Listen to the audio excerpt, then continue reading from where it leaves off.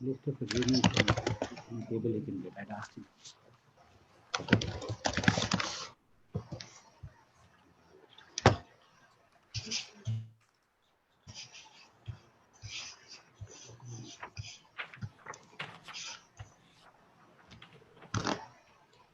Good afternoon and welcome attendees and speakers to this AIBC webinar today.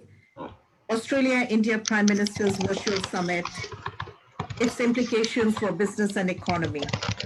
We have an amazing group of people today with us, attendees and speakers from Australia and India, which is indeed a unique event because it is taking off directly from where the PM's virtual summit left off. A very warm welcome to our High Commissioners, His Excellency Gitesh Sarma with us today. Also a very warm welcome to His Excellency Honorable Barry O'Farrell, AO, who's also with us today, joining us from New Delhi.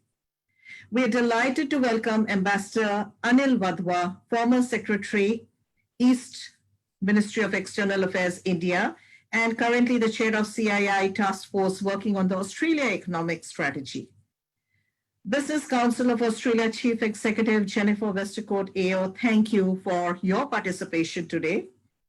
And also chair of Export Council of Australia, Dianne Tipping.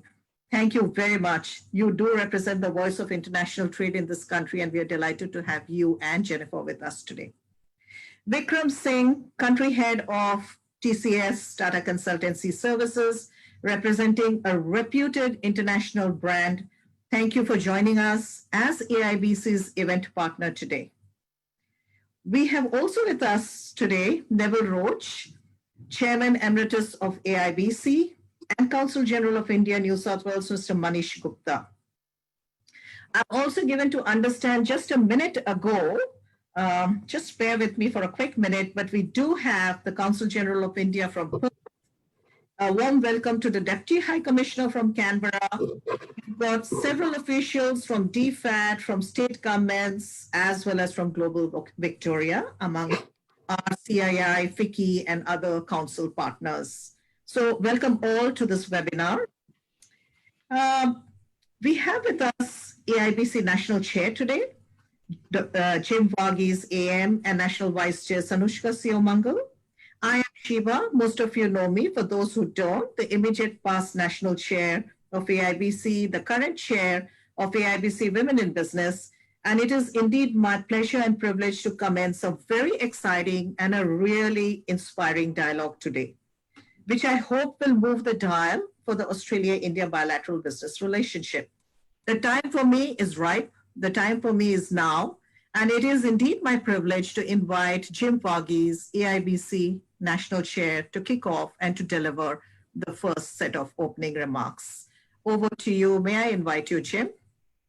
Thank you, Sheba, and I join with your acknowledgements. And can I start by acknowledging the traditional custodians of the land we have gathered on today in every part of our nation here in Australia. I pay my respects to elders, past, present, and emerging, for they hold the memories, the traditions, the culture and hopes of Aboriginal and Torres Strait Islander peoples across our nation here in Australia. It is very exciting today to have received such an enthusiastic response with 310 registrations to date.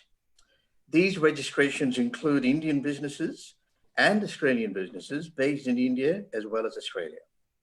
There has also been a strong Australian and India media interest too. So what would we expect from a webinar like this?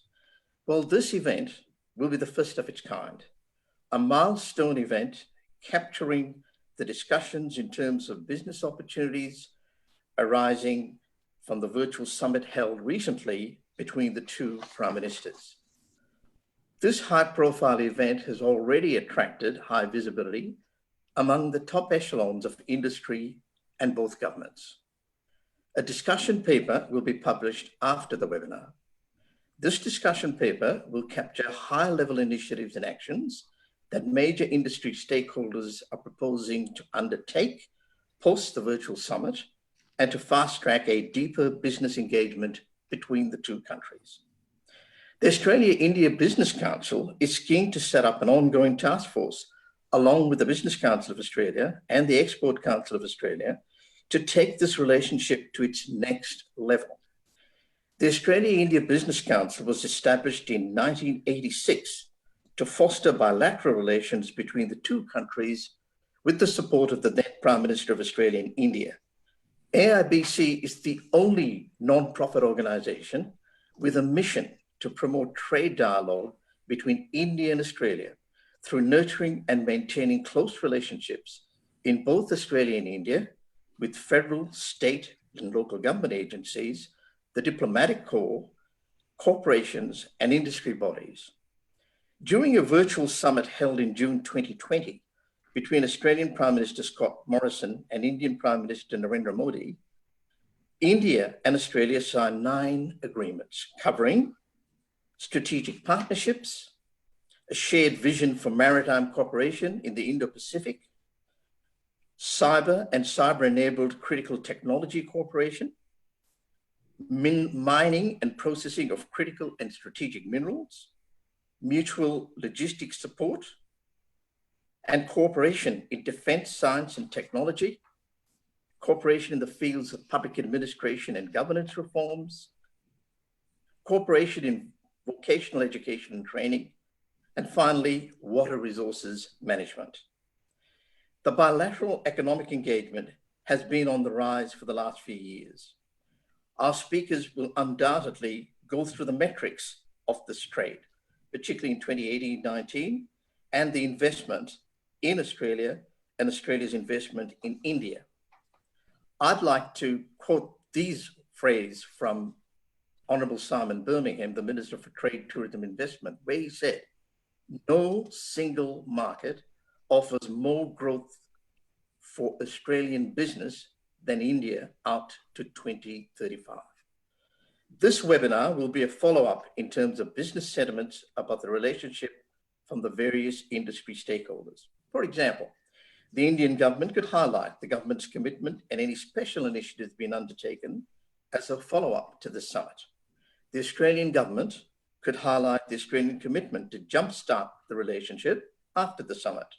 The Business Council of Australia could capture the sentiments of Australian businesses and corporates and how the Council could assist in Australian businesses more engaged with India, as well as providing practical insights for Indian businesses wanting to expand to Australia.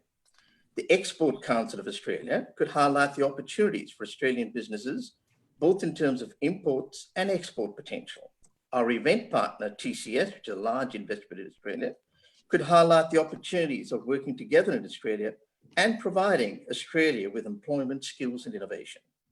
As AIBC National Chair, I should like to highlight the role of AIBC in facilitating the relationship and fast-tracking it to the next level after the virtual summit. We have structured ourselves actually to meet the challenge. We have established national industry chapter chairs with some of the top corporate leaders in Australia heading them up. And they range from agribusiness, corporate Australia, digital, education and skills development, financial services, healthcare, make in India, renewable energy, SMEs, startups and innovation, women in business, young business leaders, and we're also exploring tourism and sports. However, one of our biggest and most recent innovations has been the AIBC Digital Exchange Forum.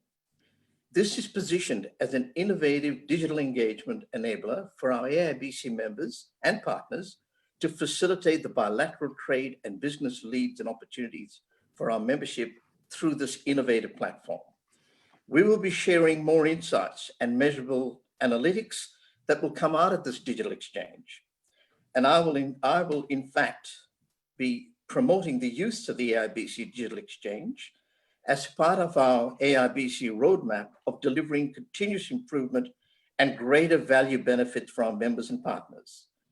So finally, we would like to continue to deepen our engagement with our partners, FICCI, the Federation of India's Chambers of Commerce and Industry, and CII, the Chamber for Indian Industry, Invest Australia, and more recently, the Australia Indo Chamber of Commerce.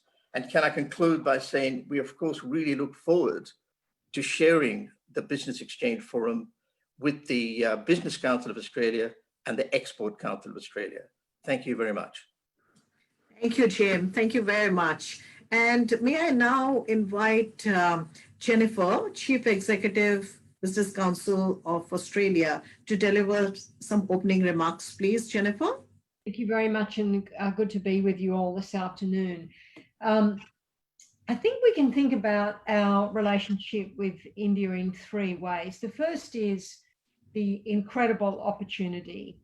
And I think any emergence from a post-COVID environment where we see Australia having another 30 years of growth is going to depend on being able to foster an incredible relationship with India. The opportunities are huge. Trade relationship is worth $30 billion. Others will go through those figures. But it's deeper than that. It's a relationship built on trust, on common interest, on shared values of democracy and the rule of law. And our interests are starting to converge in a way that they have never converged before. And we saw that at the virtual summit between our two leaders just recently. We have a society that it has an amazing growth trajectory, even in a pre-COVID environment, and I know in a post-COVID environment. We've got a society that is rapidly advancing in terms of its economy and its technology. We've got a middle class that's exploding. And we simply, as Australians, have to say, if we want that next 30 years of uninterrupted growth, if we want our prosperity to be enhanced, then we must develop a closer and closer relationship with India. The second way we can think about India, just slightly more controversial, I think, is as a competitor, but nevertheless, we should remember that India in its emergence will be a competitor, and it goes to Jim's point about the need for better structures and better understanding, because if I think about the cost of the Mars mission from India and the cost of the United States Mars mission, the cost difference is just incredible. And we see the proliferation of very high-skilled IT workers that are a magnet for investment and a magnet for location of many operations in India. That's not about a labor arbitrage in terms of cost. That's about highly skilled people being able to perform these astonishing data analytics functions, but that will be a form of competition. But the biggest way I think we should think about India is as a partner. And obviously we saw that last week with our Prime Minister and Prime Minister Modi announcing that new comprehensive strategic partnership. And there are many areas where we can, I think, strengthen our partnership arrangements. The first is through trade. And we must always remember that trade with India is not about not trading with China, it's and not a replacement. And unfortunately, whenever we have these conversations, it becomes a sort of either or versus an and conversation. So I think wanting to make a very important anchor point on this question of the and versus the substitute. And there are enormous opportunities for trade in services, in resources and energy, in agribusiness, in education, as Jim said, particularly in the vet sector, which I think we've really undercooked in terms of mutual opportunities for the two countries, in health, in financial services, in infrastructure and science. And so we strongly support the re-engagement on a bilateral comprehensive economic cooperation agreement. There's also, though, broader partnerships around cyber, around the digital economy, around emerging technologies, around things like low emissions technologies, where we can partner together to make our respective countries even stronger. And we have to, as both countries, start to think about that long view of the world, about how do we work together to foster a better world, not just think about our relationship in terms of trade, because we can be together an important force to reinforce the values of democracy and open societies, the values of rule of law, the values of collaborative research and development, and most importantly, the value of free trade, where we will, I think, see post-COVID or during, as we come out of this or as we go through this crisis, a continuing discussion about globalization. Our two countries can stand as leaders to say that this, if done properly, can lift the living standards of people across the world. So that's why I think it's very important today that we think about what are the right structures for engagement, to Jim's question, which I particularly agree with. And there are many models that we can look at. The Australian New Zealand Leadership Forum is an excellent model. The one comment I would make is that we need something that has a permanent, continuous, and conspicuous structure, that people know where to go, people understand that's the body where we can solve problems, that's the body that can start to progress some of the things we've talked about. So we can bring businesses, large and small, together, we can bring academic institutions together, and of course we can work with government to foster that on an even stronger basis. So the opportunity is all there. And to your point, Sheba, there has never been a more important time to lock that relationship down and realize its full potential, because it is not just the benefit of our mutual countries, it is to the benefit of every single person on the planet. Yeah. Thank you so much, Jennifer. Really appreciate those opening remarks, because I really love the fact that you said both these countries can become leaders in lifting the common man's lifestyle and common man's aspirations. I think that's what it's all really about at the end of the day. So thank you so much for those opening remarks. And now I'm really keen to get started with our dialogue. And now, with starting on the dialogue, maybe I might invite His Excellency High Commissioner of India to Australia, Mr. Gitesh Sarma. Since coming to Australia, I have personally found him extremely active, very focused on taking this bilateral business relationship to the next level. So, Mr. High Commissioner Sarma, the question I have for you is this. There were 9 MOUs that were signed at the recent PM's virtual summit. Which other MOUs you think can create a real positive change in the relationship between the two countries? Over to you. Thank you, Sheba. And, I take the liberty of starting off really by thanking AIBC for this wonderful initiative, keeping the focus on the results of the summit and the positive things that have been happening. So we need to continue to put the spotlight, and you are doing exactly that. As far as the virtual summit is concerned and the series of documents, I think the answer is actually quite simple, and that is the CSP.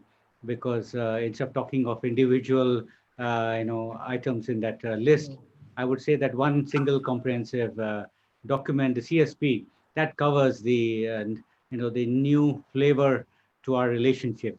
In 10 years to move from a strategic partnership to a comprehensive strategic partnership, that's quite amazing, not to be underestimated. And simply even the terminology is very important. Comprehensive means there is no limit to any subject. Nothing is taboo. I believe our relations have matured to that extent. If there is any message to business, nothing is taboo. The other day, Prime Minister was talking of defense. We have a huge requirement, there agriculture, tourism, cyber, everything that we say. And the strategic is always long-term. We're not looking for a quick deal, transactional kind of relationship. It's there to stay. We are there to be partners. Well, the third term is partnership also.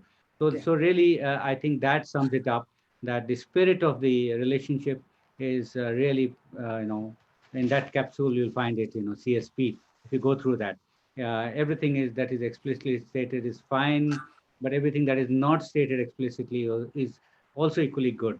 The environment in India has changed, and of course, globally also the pandemic situation. If we look, we're talking about Make in India, but Make in India doesn't mean that it's a kind of India going into some kind of lockdown vis-a-vis international activities.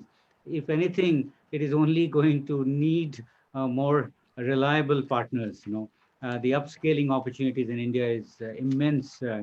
As I said that, we can talk of a simple thing, but if I say the other day what Prime Minister said, a defense relationship. Imagine if we were combining to make a common platform, complete platform, defense platform, with very similar kind of scientific abilities. That would be a real multiplier in the nature of our relationship. Similarly, cyber, we face real challenges, but also look that some of these technologies are really, they're developed around individuals, the human resources, extremely talented individuals. Even before I started, this was mentioned about a huge pool of Indian IT professionals. The same goes with Australia, known for its innovative skills, mathematics, sciences. So these are the new challenges, contemporary challenges, and requirements. So I think there is, I wouldn't use the word competition. I think there is a possibility of working together, partnering, and even upscaling. That what you do over, about 26 to 30 million, to do it on a larger scale, and GST-based India, which covers almost 1.3 billion people, one of the largest common spaces with uniform taxation. All you have to do is open one door, you're inside, and it's all there for you to tap and find suitable business opportunities. I would say that here, if I can give any message, I'm sure it'll come out in your discussions. That I do. I mean, you mentioned my own stay here, 6 months plus. Sometimes I find a lot of preconceived notions. Let's leave that all aside. Let's just dive into this relationship. You'll find many of these things that you have in mind. It really doesn't exist on the ground. The bilateral track. SICA is the Comprehensive Economic Cooperation Agreement. We are on a bilateral track with Australia. So whatever is you didn't think happened on the international multilateral scale, if we are good friends, we'll always find some way. There will be a red carpet. There will be hand holding. There will be very proactive states. So it's really for you to choose a good, partner, and to sense and smell an opportunity. India's waiting, and I think that summit has said it all.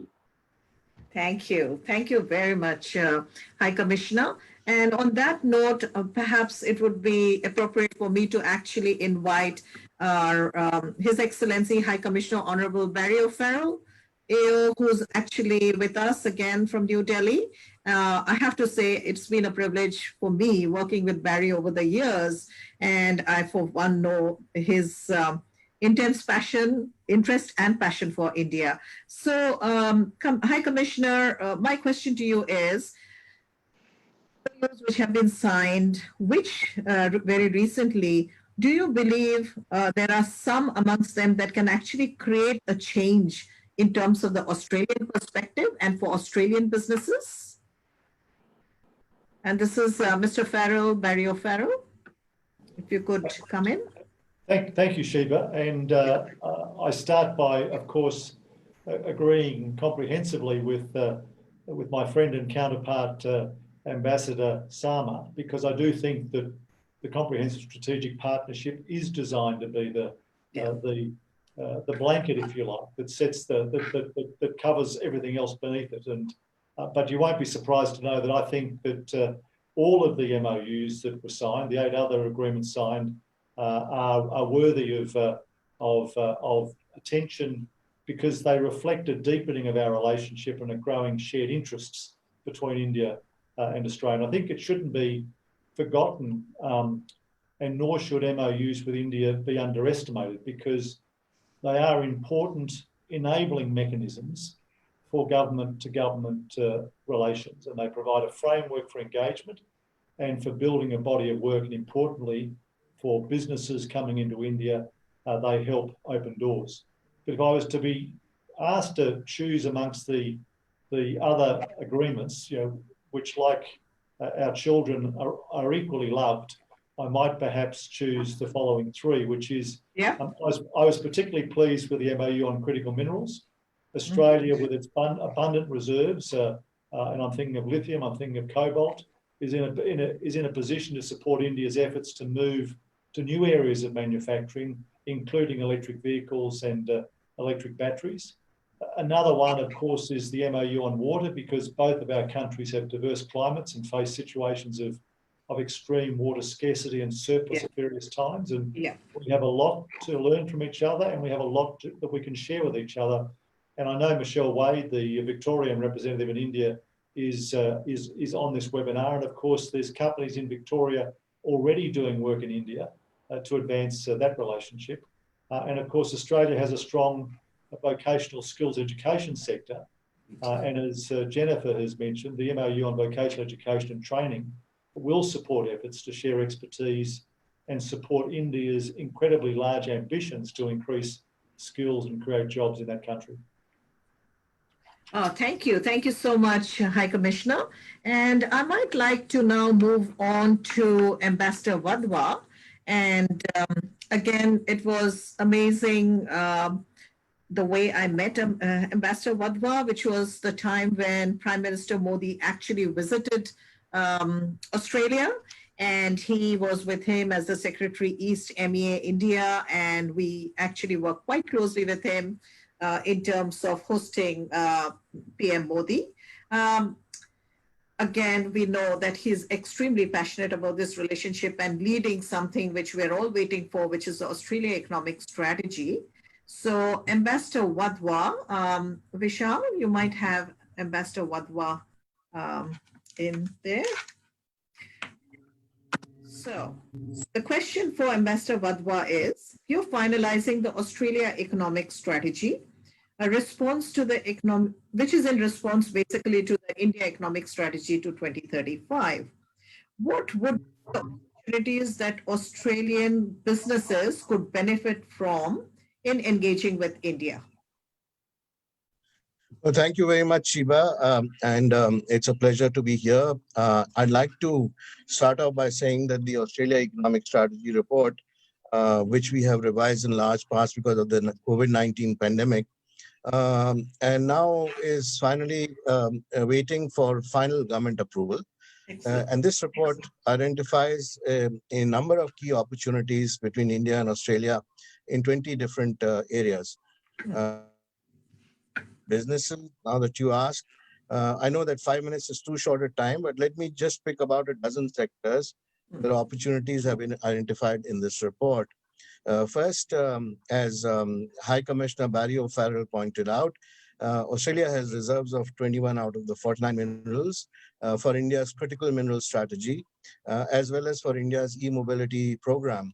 And tie-ups in supply of lithium and rare earths in coal, copper, aluminium, cobalt, nickel, potash, they're all promising. And collaborations in mining equipment, in safety, technology are related fields. Australian companies are already manufacturing in India for Australian standards and use, as well as for exports. You have lithium-ion batteries, storage solutions, and processing. They're all good opportunities, and India has a shortage of skilled mining professionals, and Australia is ideally placed to fill this gap. Also, I'd like to add here that Australian LNG companies should now look at exports to our eastern seaboard in India, where they will become competitive due to new ports and distribution infrastructure, which is being developed by India. The second issue I wanted to talk about was defense and space, which is a new area. So joint manufacture for the Indian and Australian markets has emerged as a very promising area. And possible collaborations include sensors, underwater technologies, laser and hypersonic technologies, also satellite parts and equipment, and cooperation in shipbuilding between Indian shipyards and Australian shipbuilding industries. The third issue I'd like to point out is on vocational training and education. We have a large population, young population in India, and there's a target of training 400 million people by 2022. So that has thrown open a host of opportunities for the Australian vocational education in areas such as enhancement of training curriculum, aligning the Indian accreditation assessment to global standards, and also improving trainer quality. And Australian universities, of course, should look at setting up educational campuses, including sports universities in India, something which was identified by the two leaders again. Fourthly, in healthcare, the COVID-19 pandemic has highlighted the urgency for scientific collaboration in research and development, and also manufacturing equipment and identifying treatments to face the global health emergencies. So India and Australia now have identified the need to develop vaccines, personal protective equipment, ventilators, etc. So Indian companies can conduct economical clinical trials for Australian companies as well here in India. Australian hospitals have enormous opportunities in hospital governance, in trauma care, in mental health, cancer research, and aged care. Again, Australian medical devices companies can use India's low-cost manufacturing capabilities to either cater to Australian requirements or for exports to global markets. Australian healthcare providers are already using India as a base for medical coding and data analytics, and this we brought out in the report as well. So there is scope for Australian companies in developing training programs there for nurses and allied medical staff, again for the healthcare sector. Fifthly, in technology and services field, Australia has announced a massive investment in cybersecurity in the country. India has a large tech resource pool in cloud, in automation, visualization, IoT, data analytics, cybersecurity, which is complementary to Australian requirements. India provides also a very conducive environment for Australian companies to set up their fintech collaborations as well as global innovation centers. And Australian companies in the field of SME lending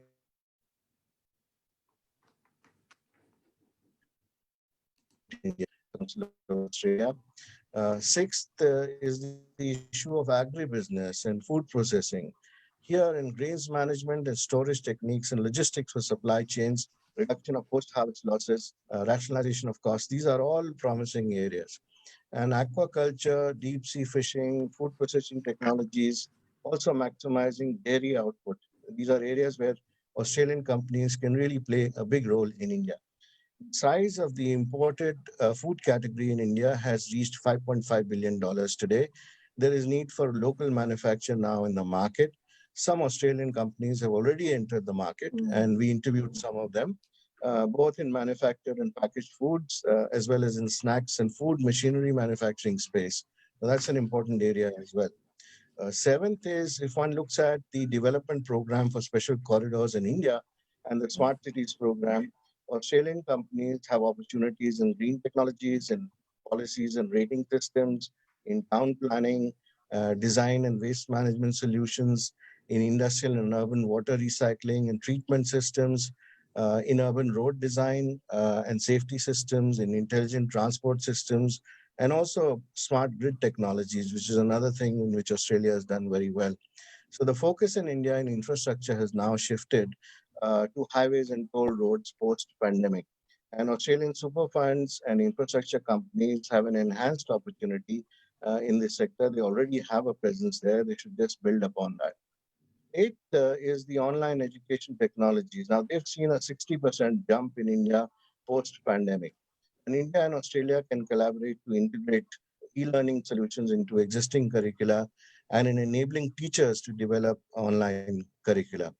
Ninth is the area of water resources, which High Commissioner Barry O'Farrell also mentioned, training and education in this sector, and developing sustainable solutions for water and economic development and water recycling. 10th is the issue of Australian long haulage in railways. So companies like Horizon are transporting more than 250 million tons of commodities, and India requires heavy haulage, large-scale supply chain solutions, and also the related rail designs as well as maintenance solutions along with signaling and safety. So once again, Australian companies can play a big role here. 11th is the Australian companies specializing in sports equipment and technology, in training and analytics. They can look for tie-ups in the growing sports market in India, which is currently at 0.8 billion US dollars. And finally, India offers a very good base for Australian companies for a low-cost textile manufacturing and development of a wide variety of textile designs. So there are many more areas, but I'll stop there in the interest of time. Thank you. Thank you. Thank you, Ambassador Wadhwa. And you would be pleased to know that we actually have a chapter which is Make in India. And we do believe that it's not just about domestic consumption in India, but Australian companies actually have the opportunity to make in India and then export across the world. So thank you for sharing your ideas with us. And I may now move on for a question with for Jennifer. So Jennifer, if you remember, we had met first time when PM Modi was here, and we were chatting about how the Australian businesses are, and they had been very lukewarm till then. And this is by no means your view, but generally I felt they were pretty lukewarm when doing business with India. Do you feel much has changed? What is the perception of your members towards the recently held virtual summit? And how important is India in today's economic context for all these Australian businesses who are your members? So over to you. I think the Prime Minister's, Prime Minister Modi's visit was quite transformative in terms of business really understanding the opportunity that India presented. I don't think there's a single company that doesn't understand that opportunity. And just that list of opportunities that we just went through a second ago, I think really amplifies that. But I think the question, I think, for Australian companies is to take a much broader role. And that was something that Prime Minister Modi at that meeting that you and I were at, I think really emphasised to Australian companies that it's not just a resources and oil and gas play, that there are tremendous opportunities that we've just heard about. And so I think the challenge for Australian companies is to start to think about that more broadly and to think about those opportunities for collaboration, which you can then scale and obviously create bigger markets and bigger opportunities. I think what summits like this, like we're doing today, this sort of webinar, is important that we start to develop capabilities. I think Australian companies are starting to think about how do we develop broader Asia capabilities versus just capabilities to deal in the Chinese context. There is a huge opportunity that comes from skilled migration. Now, obviously, that's going to be more complex in a COVID environment. But I do feel that many Australian companies see the incredible value of skilled migration, of the skilled workforce that India has to offer, and of course of these opportunities to partner with Indian companies. Where I think we've got to take the relationship further is the structures for that collaboration, the structures that allow company by company ongoing dialogue around some of those partnership opportunities we talked about, but also, and this is something I think for the High Commissioners potentially, is what is the kind of right structure to assist companies to enter the Indian market? What is the role of Austrade? What's the coordinating function? And we, as part of our Asia task force and as part of our work with the Asia Society, released a report on how business should think about doing business in the broader Asian context. And this issue of coordination came up very much amongst our members. And what is the right coordination for both inbound and outbound investment? Do we need to look at models like Singapore, where there's a lot more purposeful coordination of that investment, so that people can understand how they can navigate what is often a very complex environment? So I think long and the short of it is everyone understands the opportunity. Some sectors are more mature in their relationships. The question, I think, becomes how do we organise ourselves as a business community, but how do we organise government so that those agreements that have been reached can really be maximised? Thank you so much, Jennifer. That I think was really good. And, you've just highlighted something which is really important, which is really that coordination and how does one really get to understand where to go, who's going to help me. And I think one or two of the questions that will be coming up actually is going to throw some more light on that. And thank you for sharing your views. And there's no question that the dial has started moving. And we really look forward to you guiding your members to move the dial a little bit faster. And I might now invite the Chair of Export Council of Australia, Dianne Tipping. And Dianne, your role in driving international trade is absolutely legendary and renowned. It would be terrific if you could give us some idea in terms of, let's put it, my question to you would be, Australian importers have a strong relationship with China and a few other countries, with India lagging far behind. Do you think there is a shift in that dial, or there's going to be a shift in that dial? Are Australian businesses really looking at India? What are the opportunities in terms of exports as well as imports to and from India? Over to you, Dianne. Thank you, Sheba. I'm sure I'm not muted yet. Thank you, Sheba. Thank you for the wonderful invitation to participate today in the webinar. I think that quite a lot of the previous speakers have spoken quite strongly about the opportunities in India, and I think Jennifer has also mentioned that we do need to broaden our horizons. We do need to look at many different opportunities for Australia to continue exporting. One of the things that COVID-19 has emphasised very strongly is the global supply chain, and regardless of any thoughts about any different countries, we need to be very risk considerate when we look at how we manage our Australian trade prospects going forward. I think we have not taken up the challenge with India strongly enough in the past, but the 9 MOUs that have been signed recently are very strongly aligned with a lot of things that Australian exporters are very good at.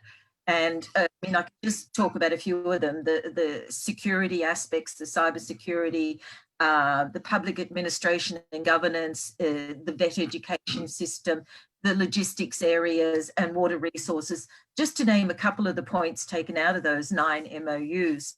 And based on that, I'd like to suggest that the opportunities for Australian exporters into India, and I'll talk about the import opportunities after that, but the opportunities are primarily going to be in the services sector. And that includes the traditional services sector, such as tourism and education. We've had a very good relationship with India in the past on those things, and we should continue to develop that. Everyone loves cricket and tourism and different things, and it's a wonderful opportunity for our two countries to really amalgamate and become stronger again. But taking aside those traditional opportunities, there are some really good niche areas that we should be considering as well. The Indian government and industry bodies have been making significant efforts in trade facilitation over the past few years, but could probably, as any country could, would benefit from some private sector legal and IT related support in those areas, such as, and I'm really digging down now into areas like customs procedures, looking at consistent interpretation of an application of tariffs and duties. We have a very strong customs system in Australia, and that opportunity to have a number of specialists in that area do training and building up capability in India, which has many ports and many custom systems and areas that could use that service, I'm sure. We believe there's opportunities in software management tools. Now, that may sound a bit silly because India is known for its IT capabilities, but there are a lot of various ag tech, biotech, health tech opportunities from Australia. We are very much a world-class country in supplying that sort of knowledge to, and I think one of the earlier speakers talked about mining tech, basically, and mining industry, and how we're world-class in that area. So I agree with that with that previous speaker, that those are things that we can do very well and work with India to improve and build up their capabilities as well. Greater efficiency in helping with maybe the port areas.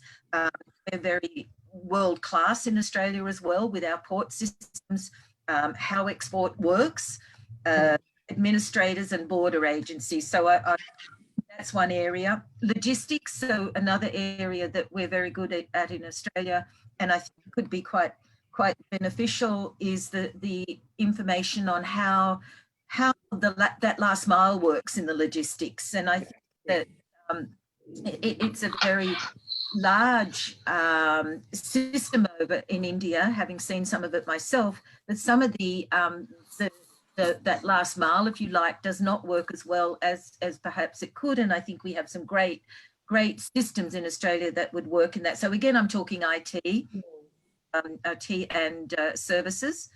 The other areas that I would be looking at would be initiatives on cybersecurity, security systems. We also have the opportunity in Australia from an import perspective to look at sourcing more textiles for value adding in Australia, or using India more for value adding. There's a lot of opportunities here. Some Indian firms have already established, many Indian firms have established offices in Australia. I think that there's a lot of use in thinking about some joint ventures, both in India and Australia. I think that we have the opportunity to look at things like simple things like graphic design services, and how to promote those sorts of things as an opportunity in Sri Lanka, not Sri Lanka, sorry, India. The opportunity to look at animation in films, that sort of thing. You know, I know that India has a really great film industry, but there's a lot of things we do very well in Australia in the film industry as well. It could be joint communication and assistance on those two areas of collaboration. So I think fintech, someone else mentioned in fintech, I think fintech could be a valuable assistance in Australian firms going into India. There's a lot of microfinance areas that could fill gaps and do so much, you know, to help Indian companies themselves cater for financing of small but growing firms. So trade finance, those sorts of things. I think whilst we worry about security issues all around the world at the moment, I think there's a lot of prospects for the wider defence-related products between our two nations as well. I think we have a great opportunity as, you know, India is a growing power, and Australia would be quite remiss not to be engaged with India even more, and to ensure that we work with India very strongly on mutual cooperation and mutual trade agreements and relationships. Thank you. Thank you so much, Dianne. That was really good. And you really did sum up quite a few opportunities, even for Indians who could be interested in coming to Australia and do more. So thank you for that. I might now actually invite our event partner, Tata Consultancy Services, TCS, Australia and New Zealand country head, to please come over. Just very quickly to introduce Vikram and TCS. Tata Consultancy is an IT services, consulting, and a business solutions organization. And they have been partnering with many of the world's largest businesses in their transformation journey over the past 50 years. So TCS has over almost 500,000, 446,000 of the world's best trained consultants in over 46 countries. And it is built on its people and philosophy, which is really purpose is the new technology. Being very purpose-driven organization, TCS has helped accelerate innovation for business growth and social good, and empowers greater access, equity, and inclusion in our society, which is what we are really looking for today, especially through the COVID and post-COVID days. It is indeed my honor to now invite Mr. Vikram Singh, the country head, to give a quick overview of TCS and its leadership, in leadership position in terms of what you're doing here in Australia. Vikram. Sure. Thanks, Sheba. First of all, it's a pleasure to partner with you, and also want to sincerely thank His Excellency Gitesh Sarma, Barry Farrell, Ambassador Wadhwa, Jennifer, Dianne, and all the panelists for joining today. It's very interesting discussion. Until now I heard, and I saw a lot of MOUs, a lot of CSPs in strategic planning. And I'm trying to share some of the data point from TCS perspective, which you know is part of the global Tata Group, which is one of the largest, most diversified, but trusted brand from India, and have a major investment in India within TCS as an IT company, as well as other businesses, which is Land Rover, Jaguar, Tata Communication, and other group companies, including Tata Power, is a big importer of coals from Australia. So with that, Vishal, can you move to the next slide? So what I just want to highlight as a part of a lot of feedback, which I think Dianne and Ambassador Wadhwa and everybody shared, IT, the skilled workforce is a key enabler or key differentiator for India. And what we are seeing in a COVID time, if I see today, based on our experience working with the global companies and our customers and our partners, we are seeing a significant change where as a nation, as an economy, and as a kind of a society, people are moving toward move towards self-reliance, and which primarily reflect with respect to building a nationalism around either manufacturing, like India is embarking on Make in India, or China is embarking having a local consumption, and completely a disruptive supply chain. To achieve that, all countries, political willingness and focus, what is going to make the difference from our perspective is focus on digitization. Whatever is happening, ultimately, the technology will be the forefront, and how companies like TCS is embarking to make that happen. While we do that, there is still a big focus on the sustainability in the form of a good health and well-being, food and safety, climate change, clean energy, and that's why you see a lot of crossover across the different industries. So that's, while we do the digitization, there's a 4C or 4 pillars which we see. Vishal, can you move to the next slide, please? Yeah.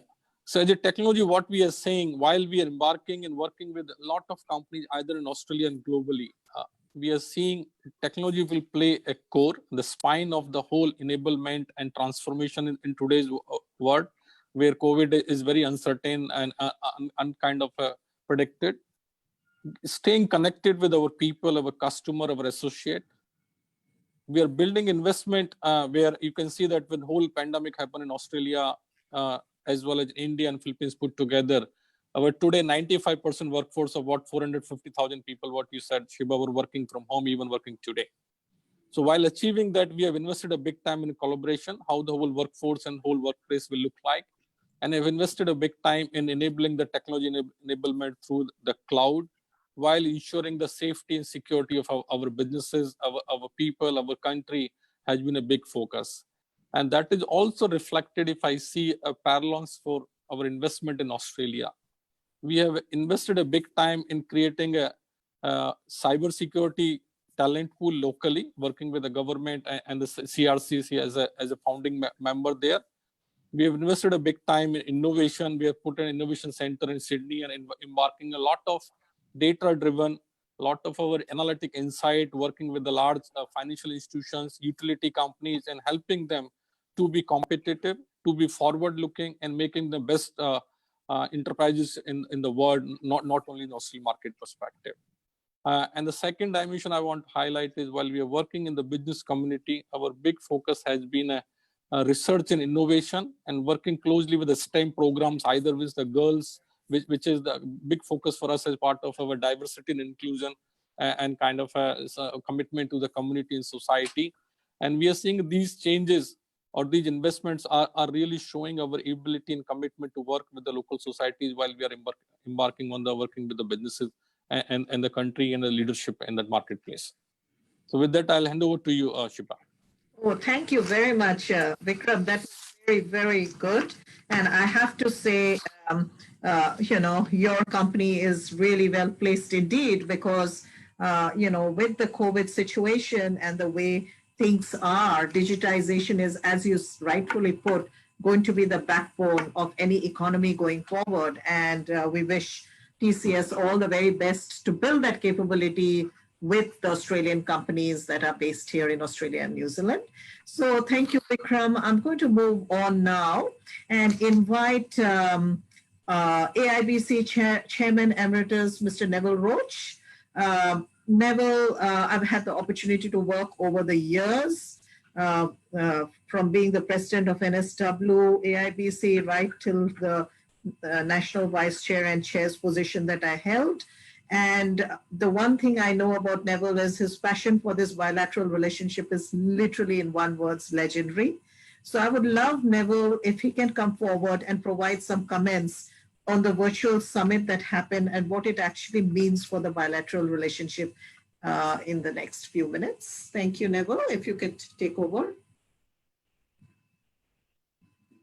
Thank you, Sheba. Can you hear me? Yes, we can.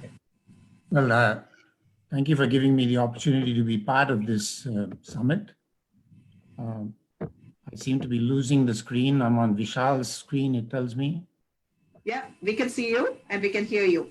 Well, I can't see anyone, so that's a bit of a problem.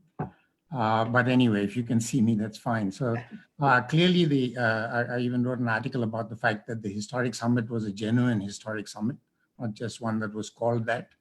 And having the strategic partnership agreement finally signed, I think, is a landmark thing that has been on the horizon for a long, long time.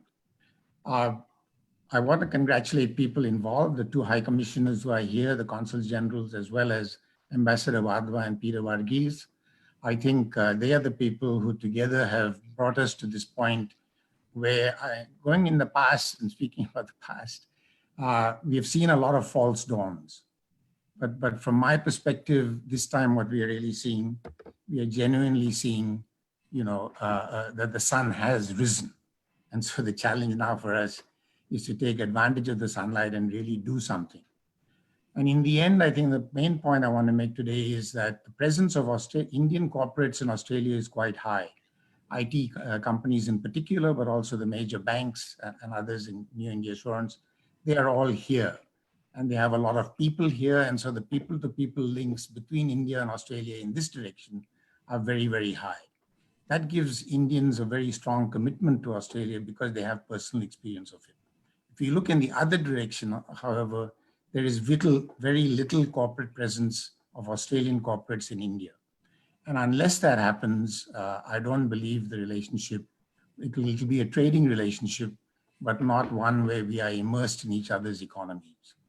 And for that, I have to say that I'm delighted to see Jennifer Westacott here, because clearly it is Jennifer and her members, the members of the Business Council of Australia, that are the ones who are going to make the difference.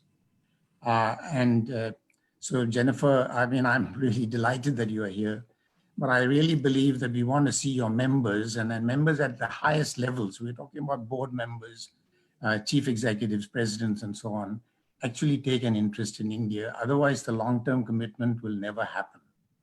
And I believe the main reason for this is there is very little knowledge of India at the top in Australia. And that has to change. Now, the only way to get to know India is to go there. And unless our corporates go there and go there regularly and see what India is like and decide to go there and stay there, it won't happen.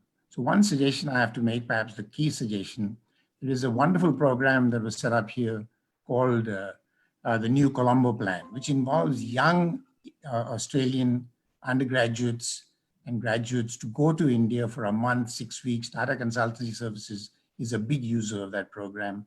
And what happens to those people when they go to India and when they come back, their ideas of India are positive and changed. They're really impressed.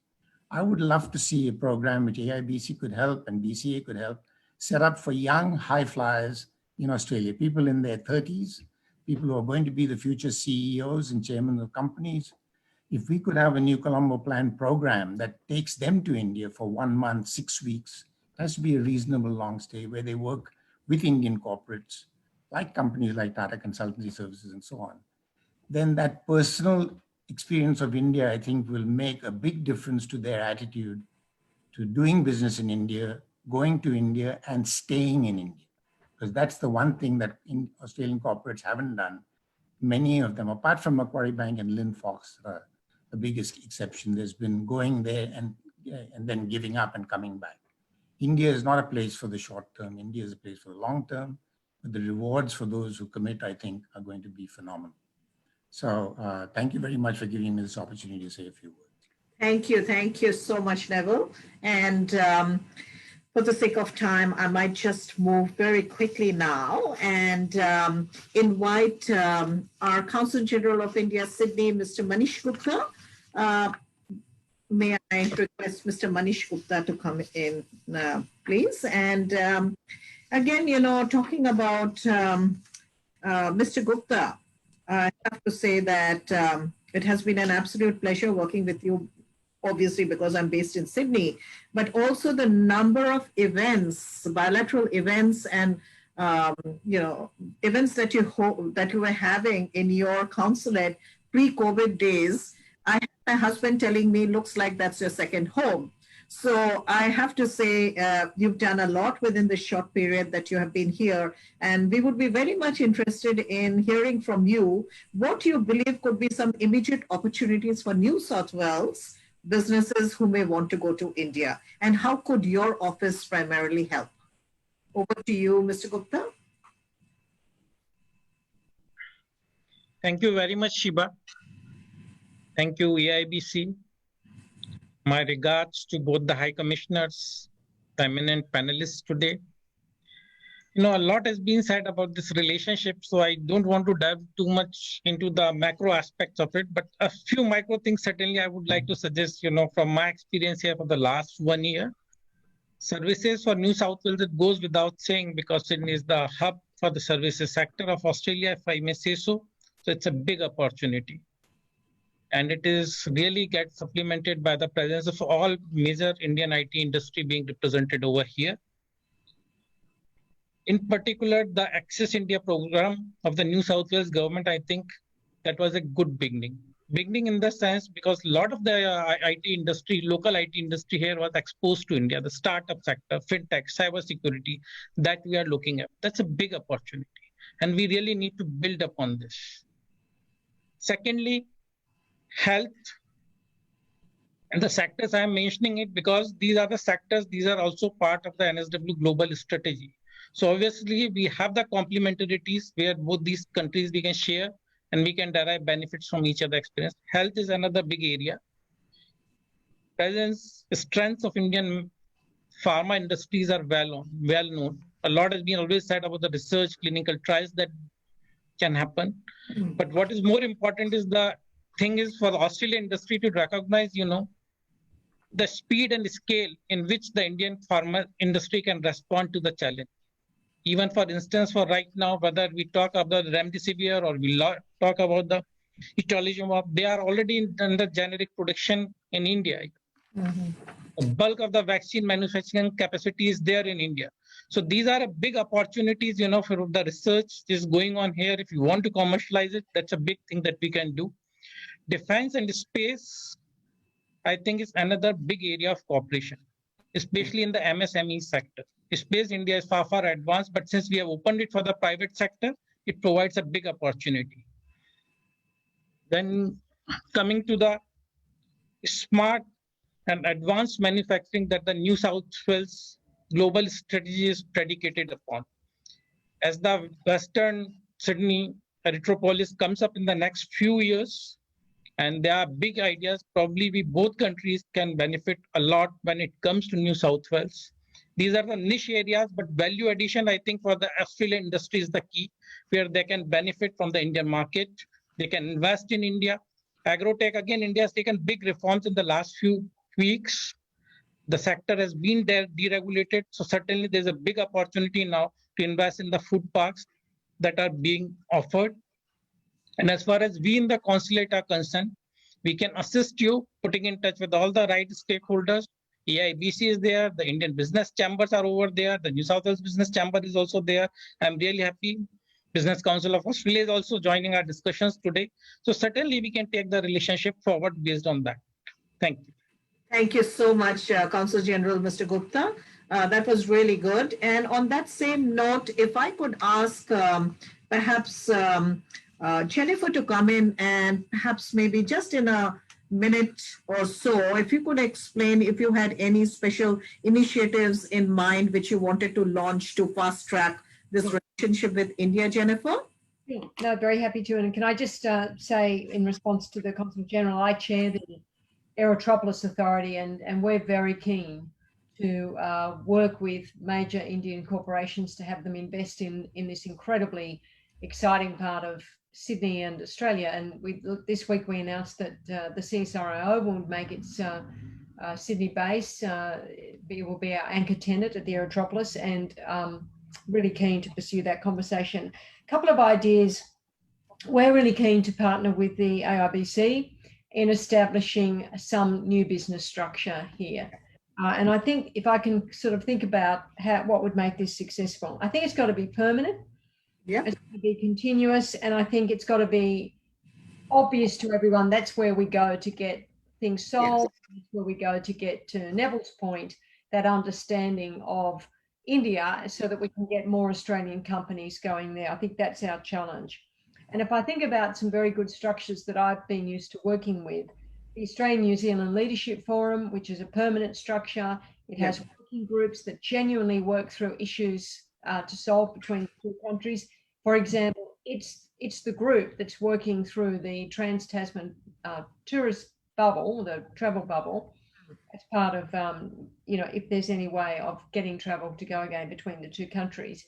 But my point about that example is that everyone went straight to that forum to say, how do we solve this? And we need something like that says, how do we lift the horizons of Australian companies? How do we help them? How do we get them in? And certainly, subject to travel restrictions being lifted at some point, I'm very keen to lead, to your point, Neville, a delegation of very senior companies there. But I think having that, it's one thing to go once, but to your point, you've got to play a long game here. And the beauty of that New Zealand forum structure is that they've got working groups, they work through these issues, and then every year they meet in either Australia or in New Zealand, and the two prime ministers overwhelmingly attend. And you get very senior people there, and there's this sense of this constant dialogue, problem solving, understanding. I think that's the sort of stuff, Sheba, we need to be thinking about if we really want to take the relationship forward. Thank you, Jennifer. And I think we've been kind of having a dialogue with your office along the same lines. And I think we will definitely be picking this up offline and seeing how we can work together to really take it to the next level now with Corporate Australia, which we really need to do. And for the sake of time, I feel that I might need to kind of wind up here for the formal proceedings and get some question and answers happening. But before I do that, I was just wondering, Sanushka, did you want to make a quick comment? Sanushka is a National Vice Chair. I've worked with Sanushka over the years. She was part of my chair, Women in Business team. She was one of the co-founders of the Australia-India Youth Leadership Dialogue. So Sanushka, just a very quick comment from you before we start the Q&A. Oh, thanks, Sheba. No, and definitely, I think we should be allowing more time for people to ask questions. It's been very, very engaging. I mean, it's good to see that there's been, there's so much more traction now, but it will be even better, I guess, once we're able to actually see some activity coming out of this and some outcomes. And I think if each of us is as engaged, and certainly the AIBC is very well positioned to be able to assist and lead and facilitate. And so we certainly look forward to advancing that part of the relationship for us. Thanks. Thank you so much, Sanushka. And, before I start the Q&A, I just think it's in order for me to formally thank all the speakers, our event partners, and there is a team behind any good seminar, and this is by far one of the most successful webinars we've had. And I would like to thank the team, which includes the National Secretariat, Wendy. We have Vishal there. Many of you have already met them. We've got Irfan and Satyarth. Irfan is a chair of startups and technology. Satyarth is our national advisor on digital. We've also got two folks, my colleagues from my office, who've been very helpful in this whole process, which is Aman for the creative side of the support he's lent, and my PR guru, who's Katrina Hall. So thank you, everyone. And I also would like to acknowledge, I've just seen the attendees, and I realized that one of our former chairs have also logged in, and that's Mr. Dipin Rugani. So that's great to have him here also. So I might now just move on very quickly to the question and answers. So who's coming in? Irfan, Satya, did you all want to bring up the questions? Happy to. You can bring it up on the screen if you want to.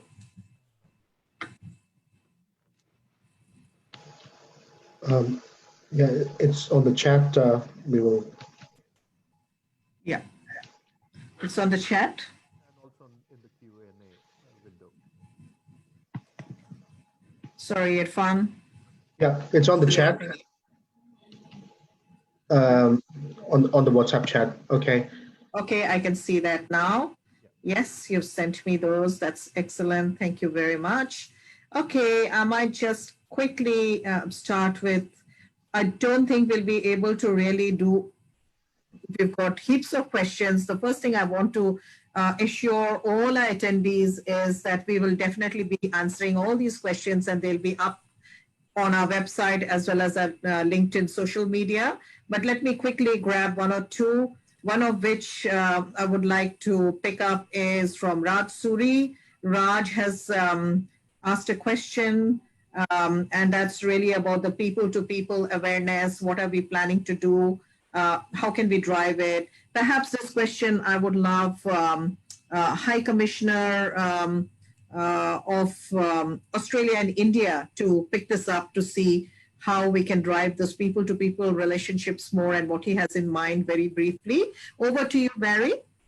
Well, Sheba, of course, before COVID, we were seeing great progress there. India was providing Australia with its largest growth in tourism, and equally Australians coming to India were also succeeding there. But ultimately, the biggest asset that we all have to do trans-Indian Ocean trade is the increasing diaspora in Australia. They bring greater familiarity for all Australians around India. Also, many of them who are engaged in business provide great Indian literacy skills for people looking to work. And so absolutely making use of the Indian diaspora in Australia, making use of every opportunity through sport, through culture, through other areas to ensure that we get better understanding, promote better understanding, because it's through interaction, it's through trust that you ultimately deliver what people who are on this webinar want today, which is the door opening and the deals that finally flow.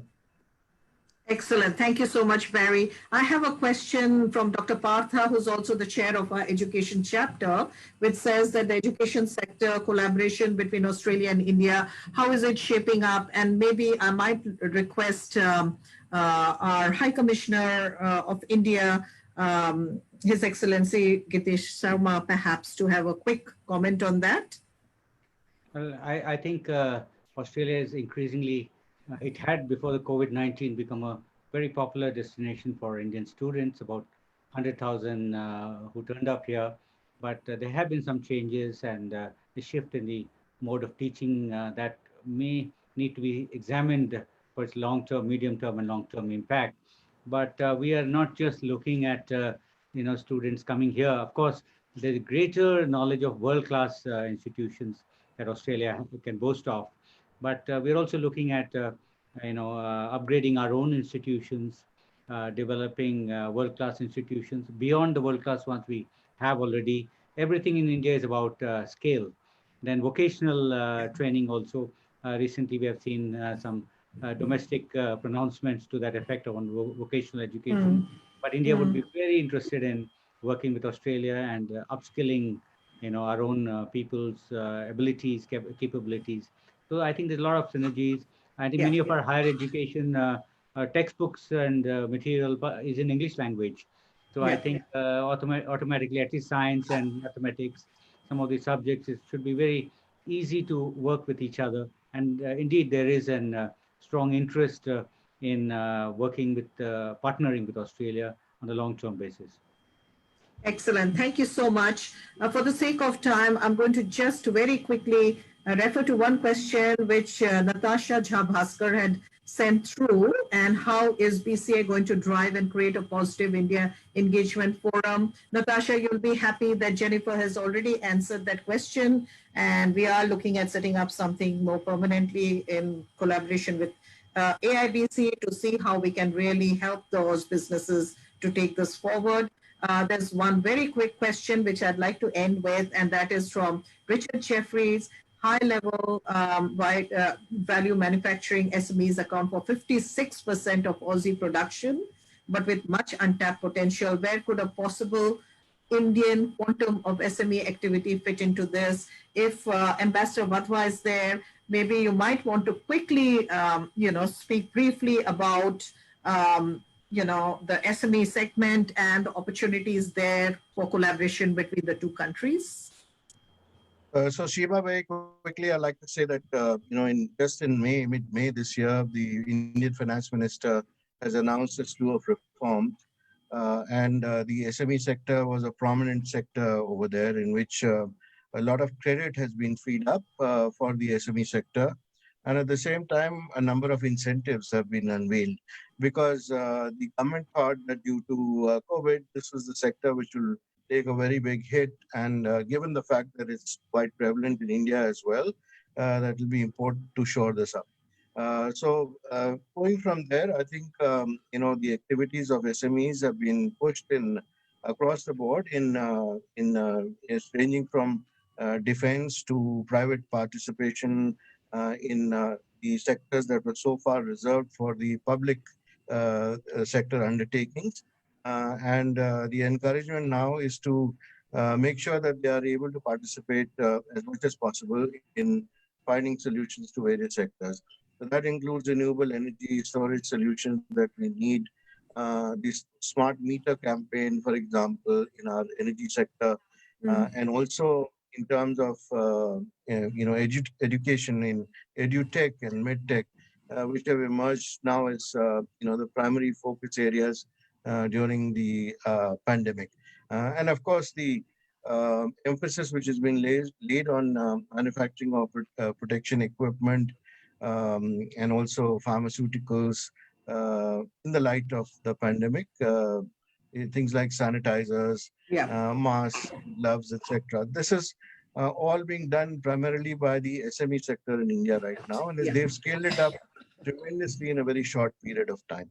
So I think the opportunities have opened up in that sector, and Australian companies can take advantage of that. Thank you so much, Ambassador Wadhwa. And from all the rest of the questions that I'm just glancing through, it's amazing. It looks like our speakers actually read the minds of our attendees, because pretty much every single question that I can see has been answered by our speakers, which obviously speaks volumes of the quality of inputs that we have received from all of you speakers today.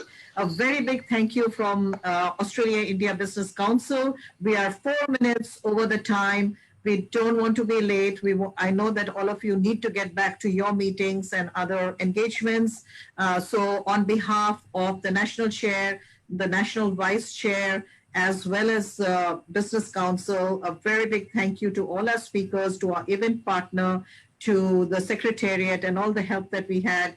We'll continue this dialogue, and there's no question flowing on from there. As Jim said, there's going to be a white paper. There are going to be some definitive actions that we're going to be pulling together, creating a task force between the ECA, the BCA, and AIBC, and we will be inviting inputs from Government of Australia, Government of India, Ambassador Wadhwa, yourself, and others from India, in order to really take this relationship forward. Thank you once again, and goodbye to everyone. And thank you, attendees. You guys have been absolutely brilliant, and we really look forward to having more such. Thank you. Thank you. Thank you. Thank you, everyone. Thank you. Thanks, Sheba. Bye. Bye.